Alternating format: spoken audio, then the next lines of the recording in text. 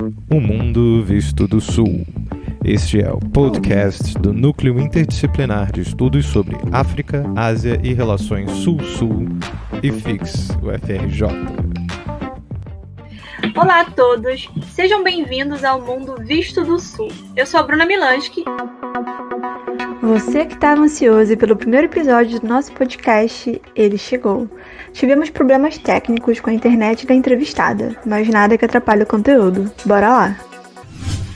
E no episódio de hoje nós temos a participação da Beatriz Bício, professora associada do Departamento de Ciência Política do Instituto de Filosofia e Ciências Sociais, da UFRJ, e ela também é coordenadora do Núcleo Interdisciplinar de Estudos sobre a África, Ásia e as Relações Sul-Sul.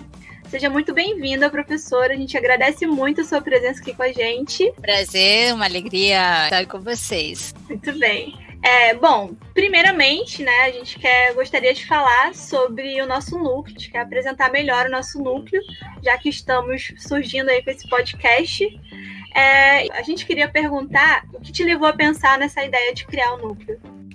Bom, em geral, todos os professores de universidades públicas, de universidades federais, também estaduais, estamos convocados, digamos assim, a desenvolver atividades docentes, evidente, né? Eu acho que isso é também o foco principal das nossas atividades, mas ao mesmo tempo também desenvolver atividades de pesquisa e atividades de extensão. Em relação às atividades de pesquisa, podemos estar aderindo a um núcleo que já existe, né? Ou podemos criar um núcleo que esteja de acordo com as pesquisas que nós desenvolvemos, os temas, né, que costumamos desenvolver nas nossas pesquisas.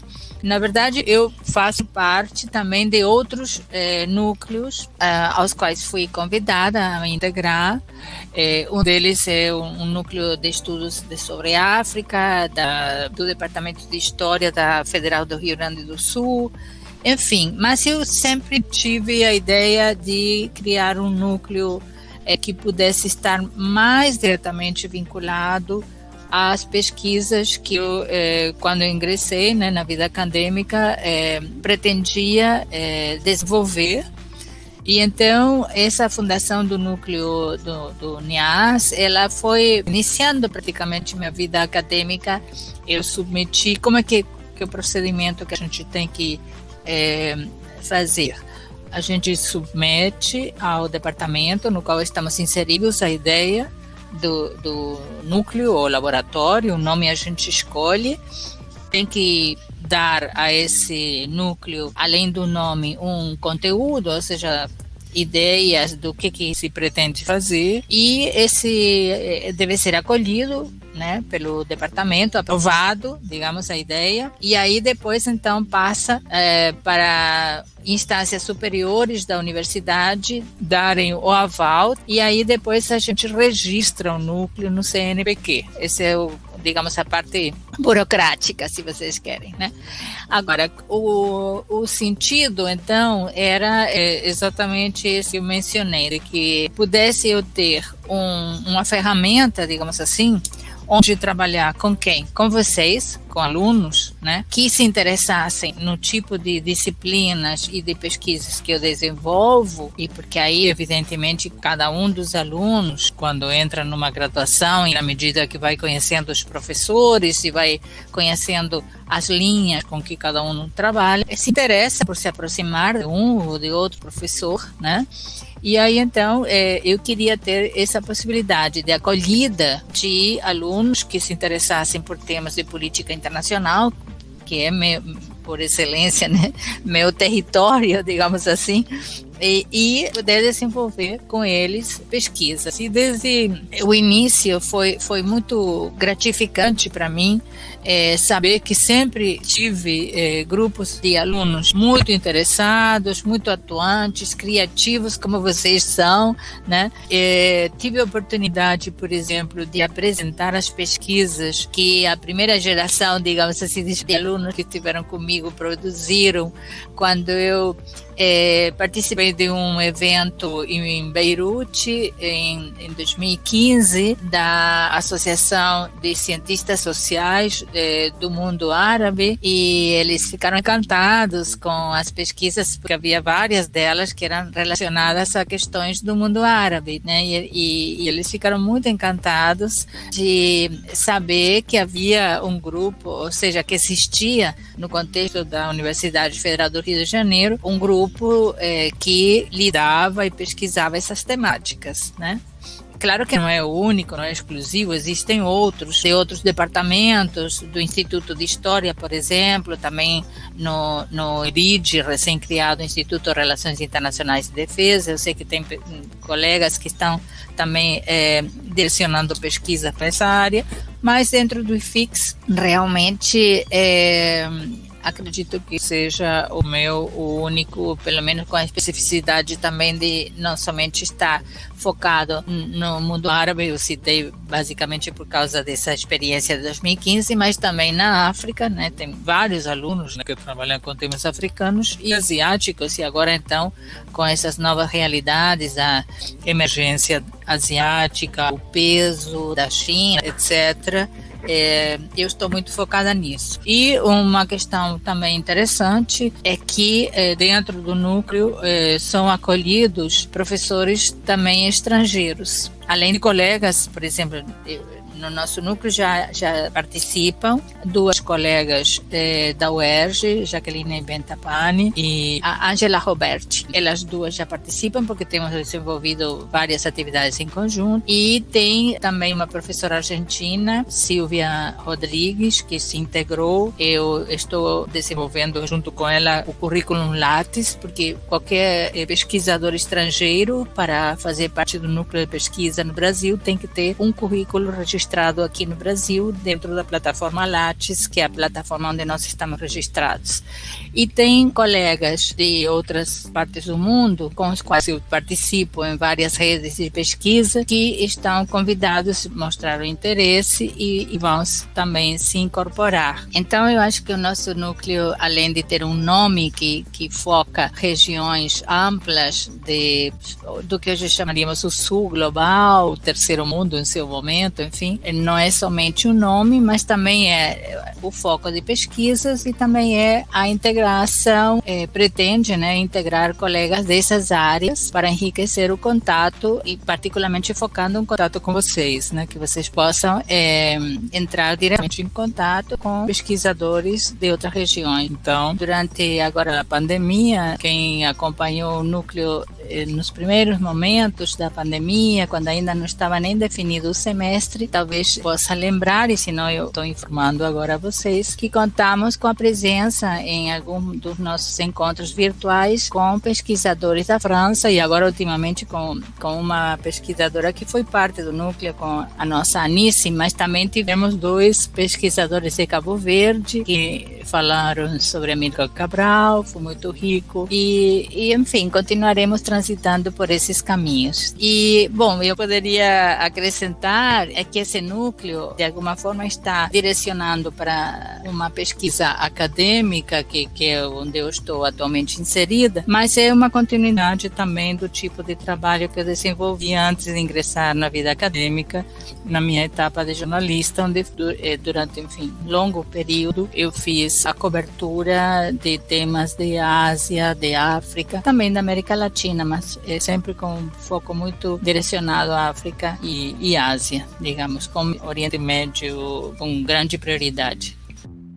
Sim, embora o núcleo, né, como a senhora falou, ele não seja o único, ele certamente é muito importante, porque, principalmente quando se trata dessas relações terceiro mundo, né, relações sul-sul, porque nós, mesmo dentro da universidade, acabamos tendo um pouco contato com temas, assim, né, com pesquisas tão profundas a respeito disso. Então é um núcleo que realmente acrescenta muito, é muito importante e é muito prazeroso poder trazer isso para fora da universidade, né?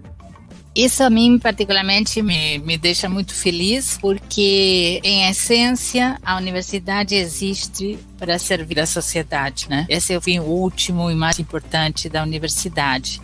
Sim, concordamos demais. Bom, ainda sobre o núcleo, né, mas agora tratando de algo mais específico, a gente queria falar um pouco das pesquisas. A gente queria saber se existe alguma ou algumas pesquisas que você destacaria, seja pela questão de como foi essa pesquisa, a produção dela, ou dos resultados, né? Porque às vezes quando a gente faz alguma pesquisa, alguns resultados acabam sendo um pouco surpreendentes. Então a gente queria saber se existe alguma que você poderia destacar. Para mim, todas as pesquisas são importantes, porque do meu ponto de vista como docente, digamos assim, o que mais me dá satisfação, o que me parece fundamental é que, através das pesquisas que possam ser desenvolvidas no núcleo, vocês, né, possam se tornar efetivamente pesquisadores, né? Então, se eu conseguir isso, né, se nós conseguirmos de forma conjunta, né, atingir isso, para mim é já uma satisfação enorme. E nesse sentido eu não tenho assim uma preferência por tal ou qual pesquisa. O que eu posso dizer, no entanto, é que algumas pesquisas tiveram ocasião de ser apresentadas em públicos que não são os habituais, e aí então ficaram, digamos assim, conhecidas fora do que seria estritamente o IFIX ou um contexto mais diretamente vinculado à nossa inserção na universidade. E aí, bom, um conjunto dessas pesquisas foram essas que eu apresentei, cujos resultados eu apresentei em Beirute, por exemplo, né?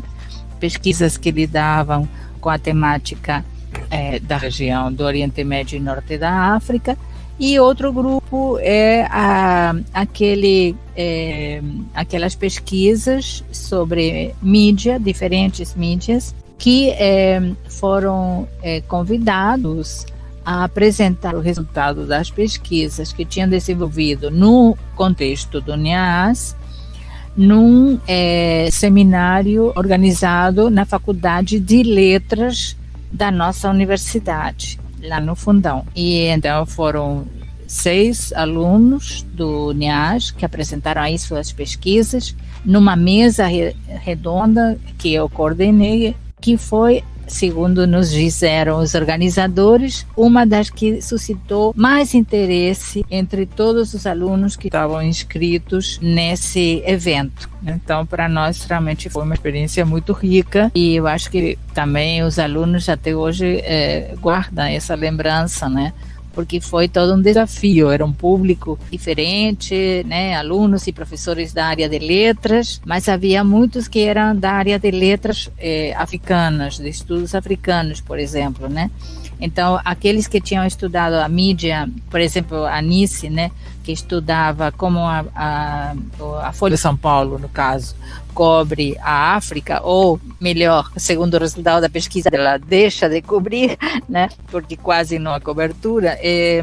Foi muito interessante a aceitação, a receptividade que houve nesse evento. Inclusive, a Anice vai ser uma das nossas convidadas, né, para falar do trabalho dela, que essa pesquisa realmente foi incrível. É uma pesquisa que abre muito a nossa mente para muitas questões relacionadas à mídia. E, se eu não me engano, você chegou a realizar uma pesquisa sobre mídia relacionada à guerra na Síria, certo? As pesquisas no contexto do núcleo são sempre pesquisas desenvolvidas com a minha orientação, mas pelos estudantes. Então, as minhas pesquisas, que eu apresento em muitos eventos, inclusive, claro que quando eu vou e tenho ido, né, a muitos eventos, inclusive internacionais, eu me apresento como professora da UFRJ e coordenadora do núcleo, né? Então, de alguma forma, o núcleo está indo também, está presente nesses eventos, e ele torna-se, digamos, muitas vezes parceiro, inclusive, de eventos. Eu faço parte da rede de pesquisadores que se chama The Bandung Spirit, que são pesquisadores asiáticos, africanos, fundamentalmente, mas da América Latina estamos a professora Mônica Bruckmann e eu, e nessa rede eu represento a UFRJ e, evidente, o nosso núcleo, né? Da mesma forma, eu também faço parte do grupo de trabalho de Claxo, Hegemonia e Contra-Hegemonia, Sistema Mundial e Integração Regional, e nesse grupo de trabalho de Claxo eu estou em representação também da UFRJ e do nosso núcleo, né? Agora, dentro do que é o núcleo, as atividades diretamente vinculadas ao dia a dia do núcleo, eu me sinto assim mais responsável pelas pesquisas que vocês realizam, né? E enfim, eu faço meu trabalho de pesquisa dentro do contexto do que considero que são os temas do núcleo, mas não no dia a dia do núcleo.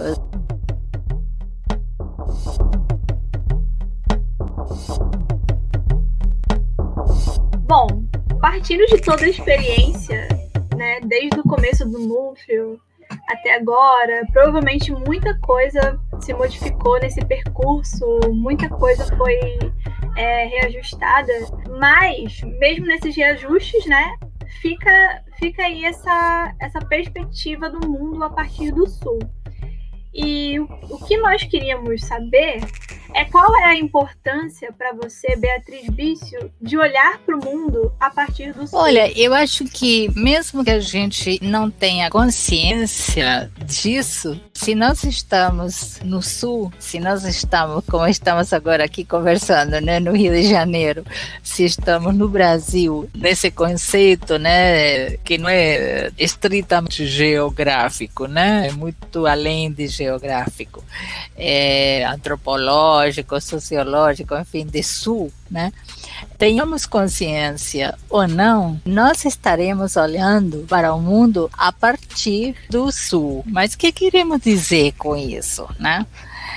Eu entendo que o significado mais profundo dessa frase é que estamos analisando a situação do mundo a partir dos nossos valores, do contexto no qual estamos inseridos, da visão teórica, da nossa bagagem, digamos, teórica, né, que permeia nossas análises. Ou seja, conscientes ou não, nós sempre estamos fazendo uma interpretação que passa pela nossa subjetividade da realidade na qual estamos inseridos. A realidade mais diretamente vinculada a nós, o lar, a família e tal, ou uma realidade internacional. Também significa olhar a partir do Sul que nós estaremos nos nutrindo de visões que foram teorizadas, que foram realizadas, que foram pensadas também por outras pessoas, né? Mas que coincidem em procurar não estar trazendo e repetindo de forma acrítica uma visão que, na verdade, está permeada de valores e subjetividades que pertencem a outro contexto histórico, político, econômico, etc. Basicamente, isto tem a ver com o fato de que nós aqui no Brasil, na América Latina, não somos, digamos assim, países do que se chama o bloco central. Nós somos periferia do mundo capitalista.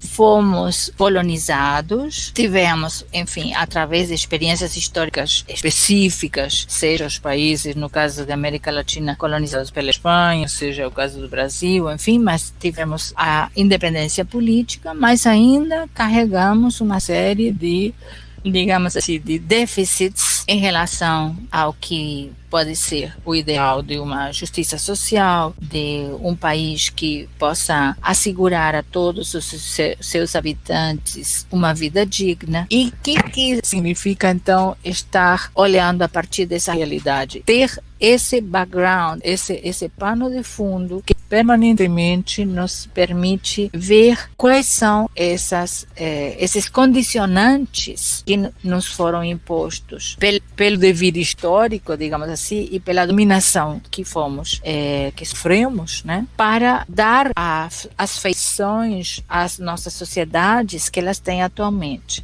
E existe aí toda uma aspiração, digamos assim, que em palavras mais simples podemos dizer, de pensar por nós mesmos, né, as nossas realidades. Porque em geral, quando se trata de interpretações sobre a economia, sobre o desenvolvimento, sobre inclusive a cultura, né, é muito importante que a gente tenha certeza de que realmente não estamos sendo levados a nos perceber de uma forma que outros estão tentando que nos percebamos, né? E em termos, digamos assim, das propostas teóricas, segundo isso tudo está de alguma forma alinhado. Essa proposta de olhar a partir do Sul se enquadra no que, em termos de autores, chamam o pensamento decolonial, ou seja, que tenta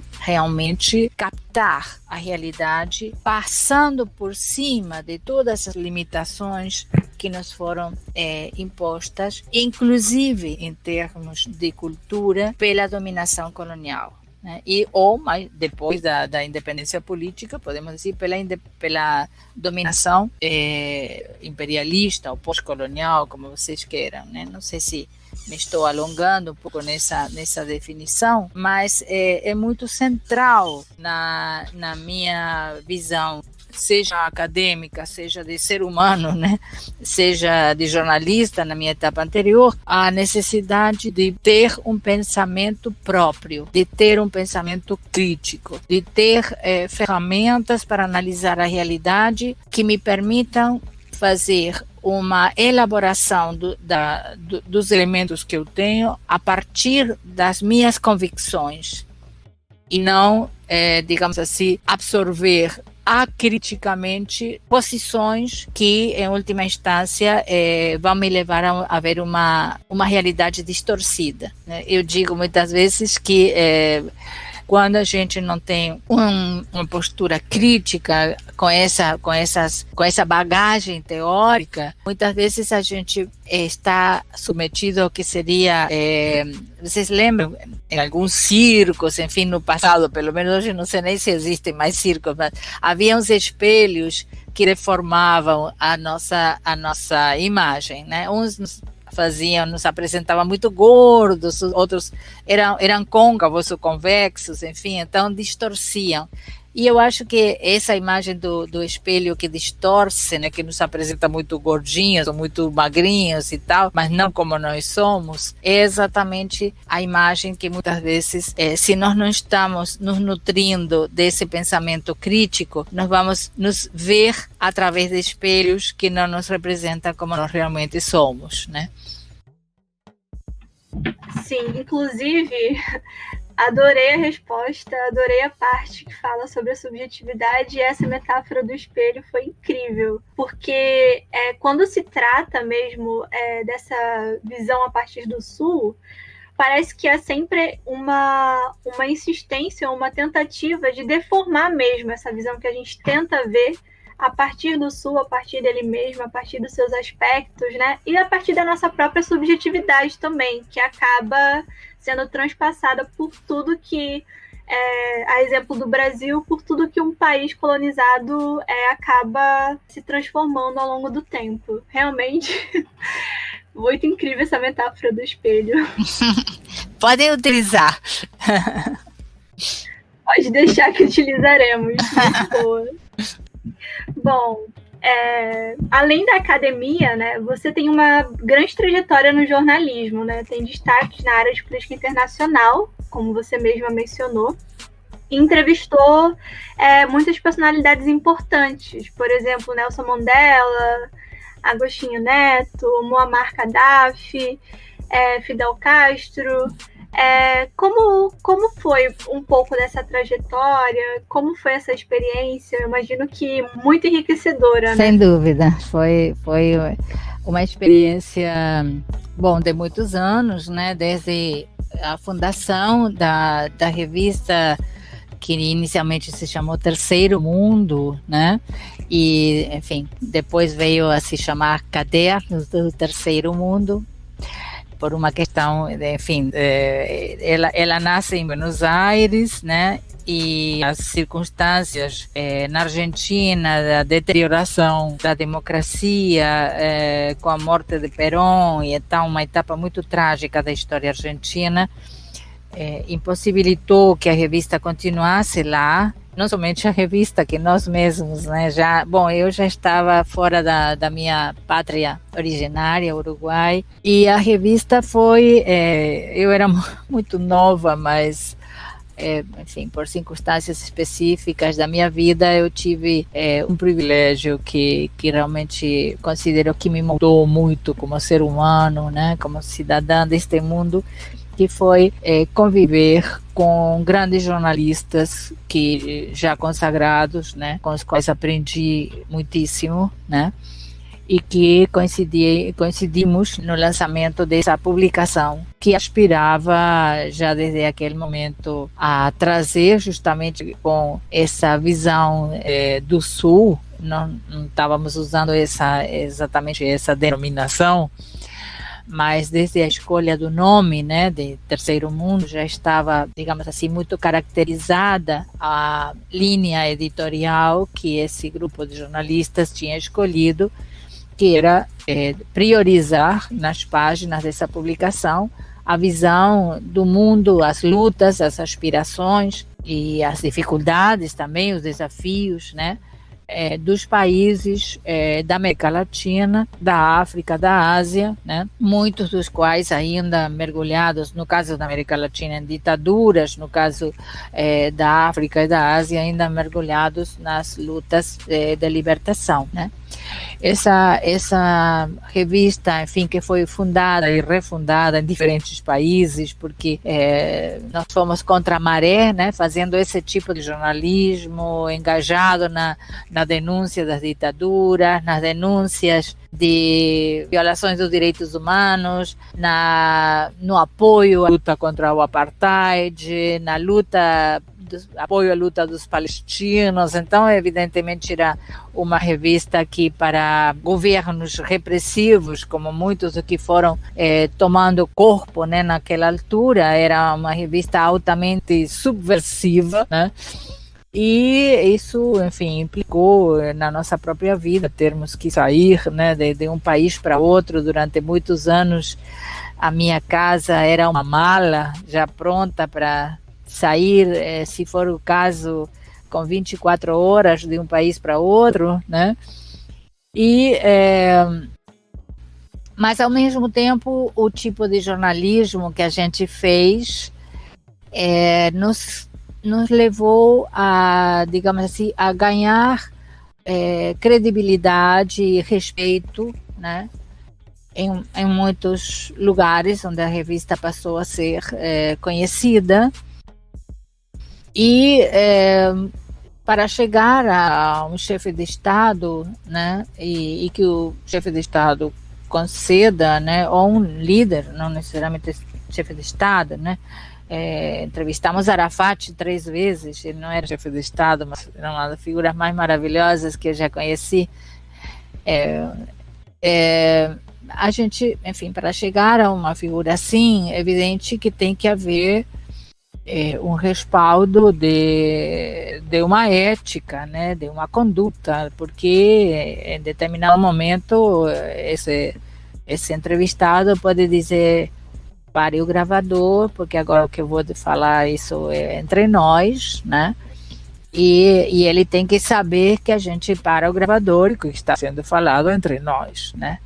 Então, isso só realmente, eu acho que foi uma das coisas que eu mais valoro do que conquistamos, né, com a revista Cadernos do Terceiro Mundo, e foi esse reconhecimento, né, e, por outro lado, essa possibilidade também de tomar contato com experiências históricas tão diversas e todas elas tão enriquecedoras, de tomar contato com jornalistas de várias partes do mundo que voluntariamente, porque não tínhamos dinheiro para estar pagando as colaborações, enfim, tudo era muito na base do idealismo, né, de tentar contribuir com um grauzinho de areia que fosse para transformar o mundo num mundo melhor, né? Para isso tínhamos que dar voz aos que não costumam ter voz na mídia, né? E chegamos, então, enfim, a cada um deles, chegamos de alguma forma específica, né? Através de contatos no país. Nós sempre, por exemplo, nos apoiamos muito com 2 agências de notícias que foram muito próximas do nosso projeto editorial. A agência Interpress Service, que ainda existe, né? Até hoje, virtual, com edições em várias línguas, né? A agência Interpress Service tinha sido fundada por Roberto Sávio, que ainda vive e está à frente, hoje já idoso, mas continua, e Pablo Piacentini, que foi um dos fundadores da revista, um dos nossos grandes inspiradores, e junto com Neiva Moreira, que na verdade foi o grande idealizador. Pablo Piacentini era outro dos que, alma mater, digamos, né? E além da Interpress Service, que Pablo era, né, o nexo com essa agência, nós tivemos desde muito cedo parcerias e contatos importantíssimos com a prensa latina de Cuba, né? E então, através de uma ou de outra agência, chegamos a alguns lugares, enfim, por exemplo, na visita que fizemos à África, várias visitas, né? Mas tivemos a oportunidade, como vocês mencionaram, de entrevistar o presidente Agostinho Neto, na verdade antes dele se tornar presidente, quando ainda estava clandestino em Luanda, antes da independência. Essa foi a primeira entrevista que nos concedeu no meio da guerra, né? Entrevistar o presidente Samora Machel em Moçambique, que é também figura fantástica, né? Maravilhosa, né? Como Agostinho Neto também, grande poeta, né?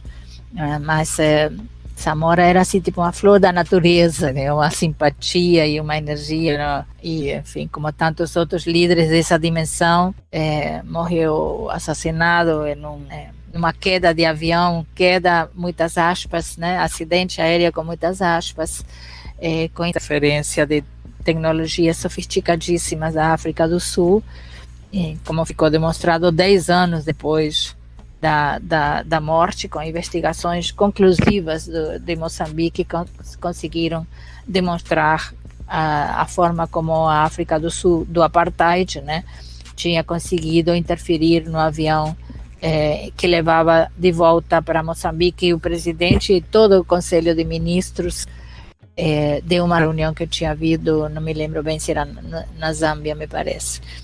E, enfim, através também, evidente, de prensa latina, chegamos a Fidel, né? A Fidel foi uma entrevista maravilhosa que eu fiz horas com Fidel, somente ele e eu e uma jovem secretária dele, né? E foi fantástica essa entrevista, saiu publicada na revista e depois saiu um pequeno livro que se chama Fidel e o Futuro do Socialismo.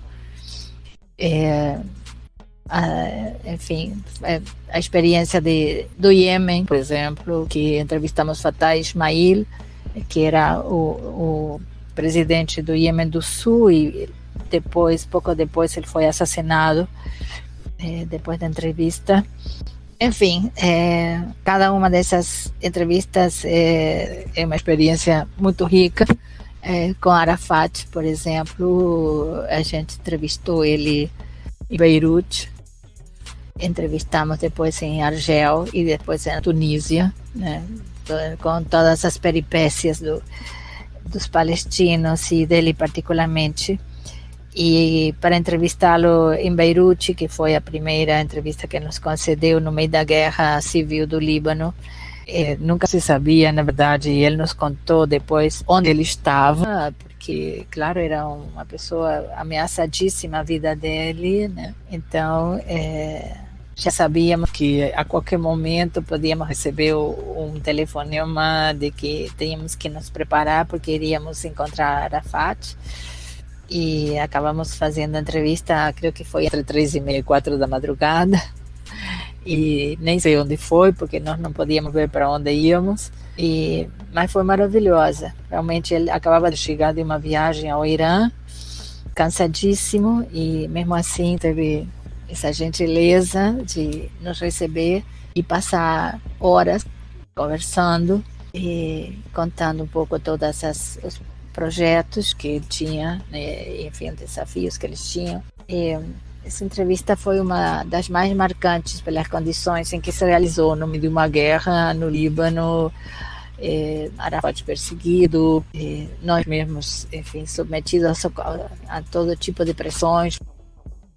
Bom, essas entrevistas, elas estão nas edições da Cadernos, né? Disponível digitalizado, é isso? Sim, estão sim.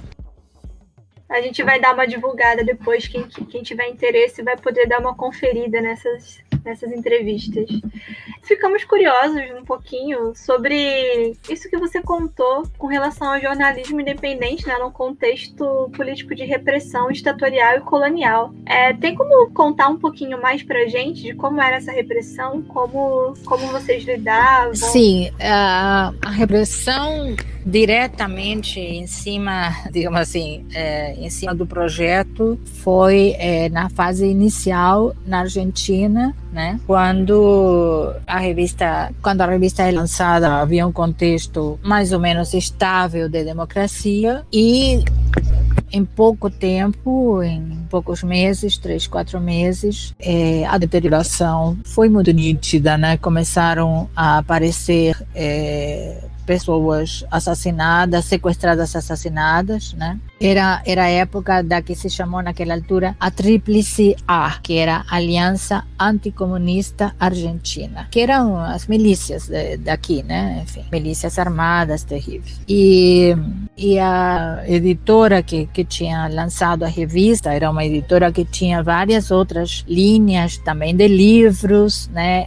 A mesma editora, por exemplo, editava a revista Crises, de Eduardo Galeano, com o qual nós convivíamos na sede da editora.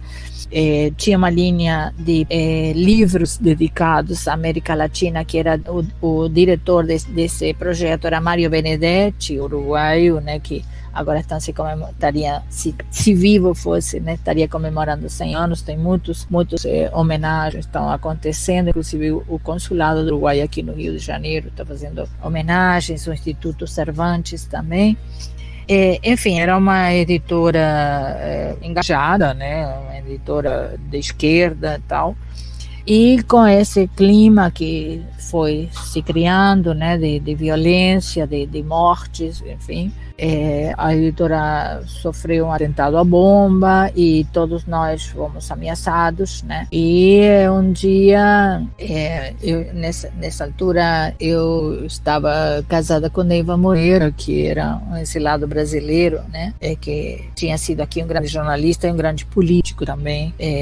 Tinha sido casado com o ato institucional número 1, primeiro ato de casado do golpe de 64. E uma noite... e nós tínhamos avisado a ele, ao Neiva, que ele estava ameaçado, estava na lista dos ameaçados e que era melhor que saísse do país, mas acontece que a ditadura brasileira, a todos os políticos caçados, negou durante todo o período da ditadura qualquer tipo de documento. Eles eram apátridas, né? Brizola, Neiva, Reis, Julião, enfim, tantos outros, nunca tiveram documentos em todo o período do exílio. Então, quem dava os documentos era o país que os acolhia, né? E eram documentos muito precários. Então, para sair não era uma coisa fácil, né? De um país para outro, era muito complexo. Enfim, a questão é que nós estávamos num hotel, já tínhamos saído do apartamento onde morávamos, porque consideravam, as pessoas que tinham advertido a ele que era melhor tomar precauções, consideravam que o apartamento era muito visado, e cada noite estávamos num hotel diferente. E na terceira noite apareceram no quarto às 3 da manhã 4 caras armados e de metralhadoras e cobertas as caras com aquele chapéu, aquele gorro de esquiar, né? Deixa só os olhos de fora, e disseram: você tem 24 horas para abandonar o país, né? Enfim, então aí entramos na Embaixada do México, do Peru, e enfim. Bom, acabamos depois relançando, a revista não conseguiu continuar aí, muitas vicissitudes pelo meio, depois acabamos refundando no México, né, que foi a outra etapa. Então essa fase inicial da Argentina foi a mais severa, em relação à repressão. Depois no México veio uma etapa já de maior estabilidade, mas com a anistia que veio para cá, que foi decretada aqui, e a decisão de vir para cá, voltamos de zero a começar num país, aqui o Brasil, nessa altura ainda com muito medo. As pessoas tinham muito medo de assinar uma revista como a nossa, mas queriam comprar, havia muita avidez, então não assinavam, mas compravam muito discretamente, né? E, enfim, eu acho que a etapa mais complexa também foi aqui no Brasil no começo. No começo, nos primeiros anos, também tivemos ameaça de bomba aqui no Rio de Janeiro, na sede que nós tínhamos aí na Glória. Tivemos que sair todo mundo para a rua e tal. Ao final não era verdade, né? Afortunadamente não era verdade, mas enfim, foi toda polícia pelo meio, transtorno e tal. E tivemos, afortunadamente não o grupo central, mas tivemos jornalistas, nossos colaboradores e amigos, né, mortos, e alguns deles até hoje na lista dos desaparecidos na Argentina, por exemplo, né? E outros, tivemos alguns jornalistas maravilhosos que se juntaram ao projeto de outras regiões, né? Um deles foi Wilfred Burchett, por exemplo. Vocês googleiam, ele foi um grande jornalista. Ele lamentavelmente faleceu logo no início do projeto, né? Já era idoso.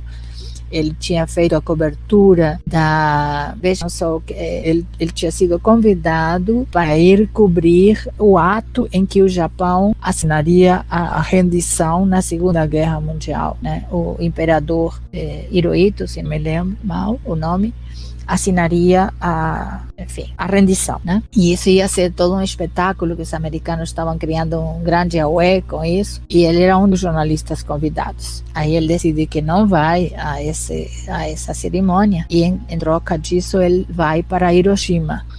E vai para Hiroshima porque os americanos estavam colocando na imprensa mundial que não havia nenhum perigo de radiação com as 2 bombas, né, atômicas que tinham lançado no Japão. E aí vai Wilfred Burchett e mostra, né, o que era realmente a devastação e a radioatividade, enfim, tal. Então faz uma reportagem que ficou histórica, né, desmascarando as mentiras e tal. Bom, Wilfred Burchett se tornou um dos colaboradores da nossa revista. Outro foi Mike Caldwell, que era um professor em Londres, não me lembro se em Oxford ou em Cambridge, professor de história e de antropologia, enfim, mas também jornalista. E ele fez grandes coberturas no Sudeste Asiático, era um especialista em Camboja, e ele foi assassinado em Camboja também.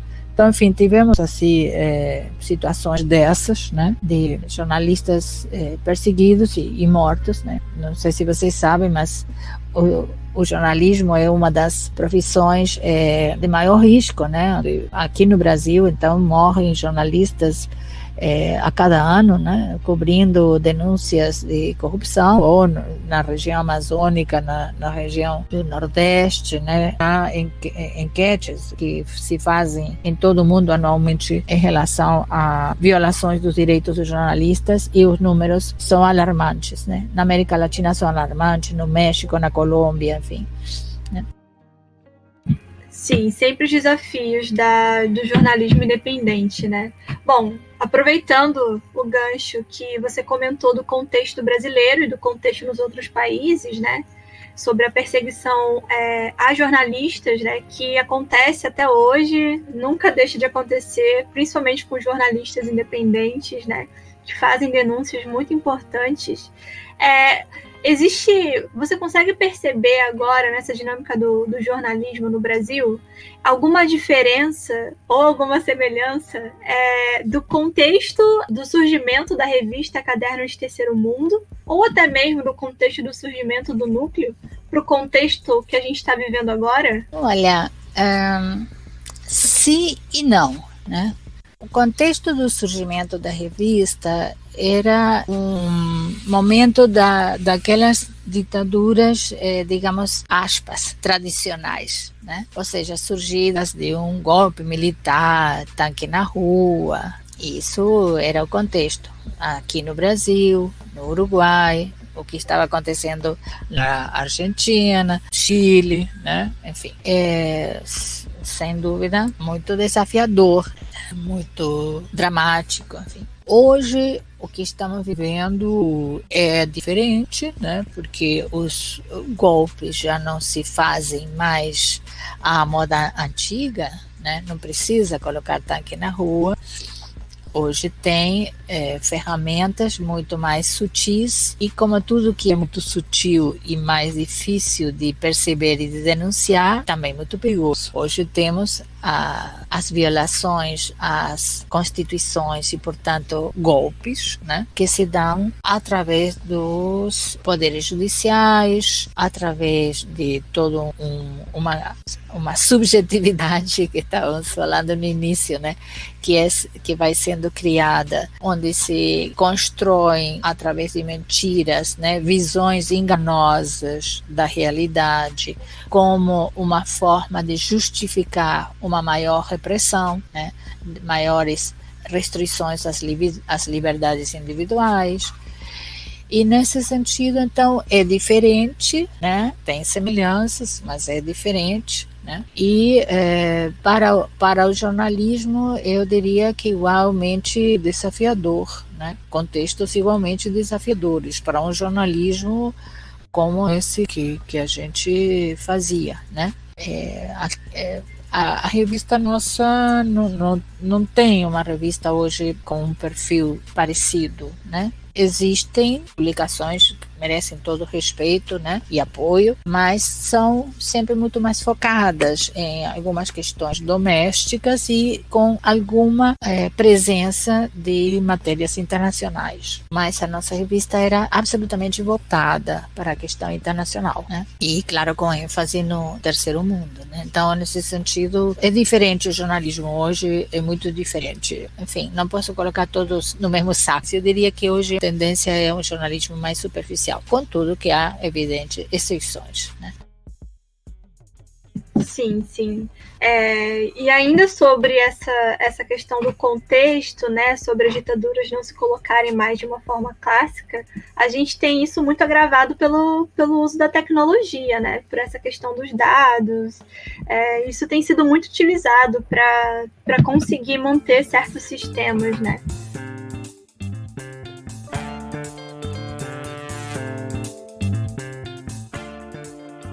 Chegando à última parte da entrevista, a gente tem algumas perguntas que vieram do público que estão começando a acompanhar o trabalho do Núcleo, né, nas redes, que a gente está se inserindo aí aos poucos. E a primeira pergunta, basicamente, tem muito a ver com o que a gente estava falando, né, da questão do jornalismo, que é: o que você diria para quem pensa em fazer jornalismo independente hoje em dia?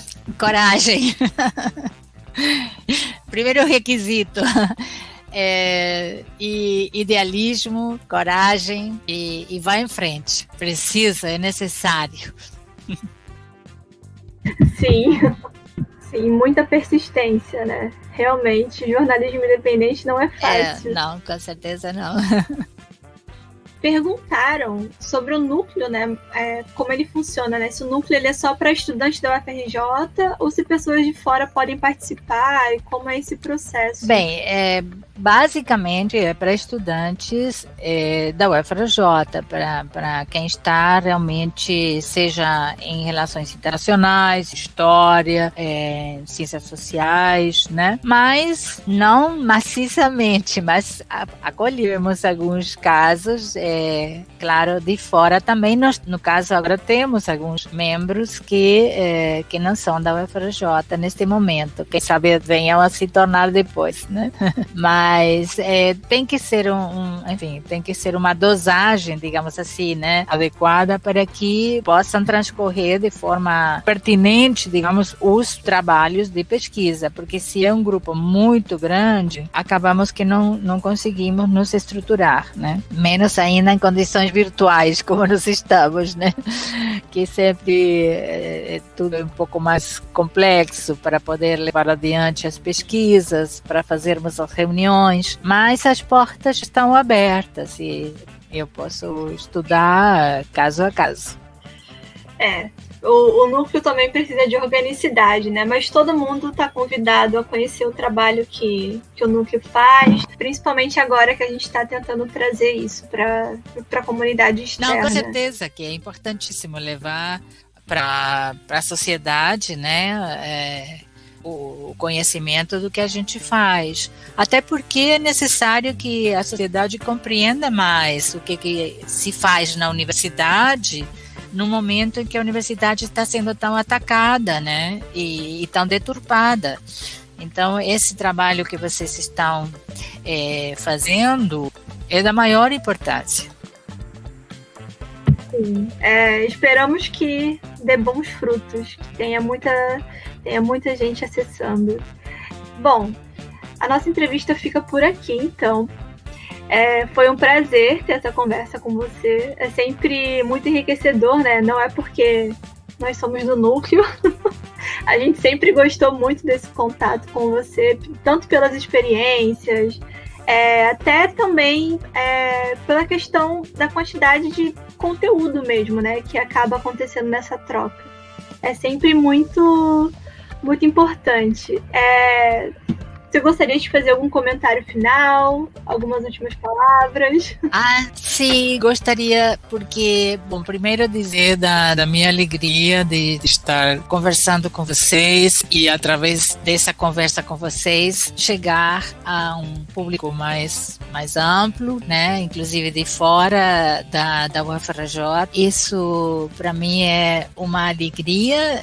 Me parece, além disso, como mencionei, algo importante, particularmente neste momento. A nossa universidade presta grandes serviços à sociedade brasileira, ao Brasil. Agora, então, nesse momento, com a pandemia, a nossa universidade está aí na linha de frente de pesquisas, as mais variadas, né? E também de atendimento à população. Tudo isso é importante que a gente possa divulgar para que haja uma compreensão por parte da sociedade do nosso papel, né, das nossas atividades.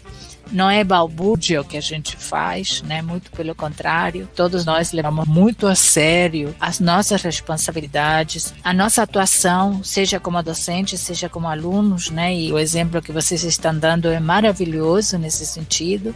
A forma responsável e criativa, alegre com que vocês estão assumindo as redes sociais para levar essa mensagem para a sociedade, maravilhosa. Eu fico muito orgulhosa, estou felicíssima com essas iniciativas que vocês estão levando adiante, né? E dizer que maior alegria e que maior orgulho posso eu ter que ver esses frutos, né, do trabalho que a gente faz, né? Então, nesse sentido, a entrevista me deu mais uma certeza de que estamos caminhando no caminho certo com o núcleo, né? Quero dizer que eu aprendo com vocês muito, vocês me ensinam sempre, né? Eu acho que isso é interessante, que a gente faz essa troca, né, de mão dupla, né? E eu sempre digo uma coisa que quero fechar as minhas reflexões, trazendo um pouco essa experiência pessoal, que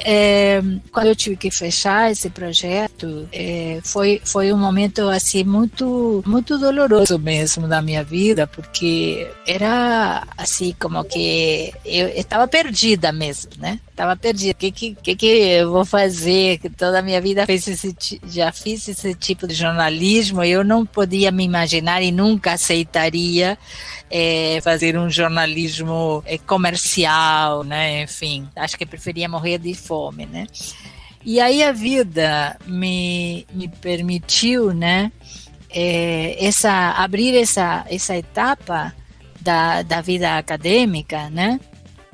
Que é maravilhosa, né? Então eu penso, e essa é a ideia que eu quero deixar aqui para fechar, que quando a gente às vezes pensa que os caminhos se fecham, né? Na verdade é só respirar fundo e confiar que nós seremos capazes de abrir outras portas, às vezes as mais inesperadas, né? Que nos renovam e que nos colocam novos desafios. E posso lhes assegurar que eu fui muito feliz na experiência que eu tive. Eu me senti sempre muito gratificada por toda a experiência que me deu a Cadernos do Terceiro Mundo e a etapa de jornalista, mas me sinto igualmente gratificada e feliz com a minha etapa de vida acadêmica, com vocês, né?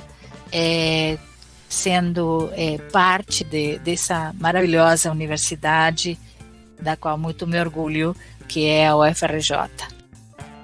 Queria deixar essa reflexão, que eu acho que é importante para todos nós, sobretudo nos momentos difíceis que estamos vivendo com a pandemia, com a quarentena, com o isolamento, né? Mas, com certeza, teremos força, energia, capacidade de encontrar caminhos para uma situação diferente. Eu deixo meu beijo aqui para vocês, meu carinho e parabéns com essas iniciativas que vocês estão levando adiante nas redes sociais. Nos vemos na próxima aula. Boa noite. E essa foi a entrevista com a professora doutora Beatriz Vício. Para continuar nos acompanhando, siga-nos nas plataformas e nas redes sociais. Estamos no Facebook, no Twitter e no Instagram. NIEAS UFRJ.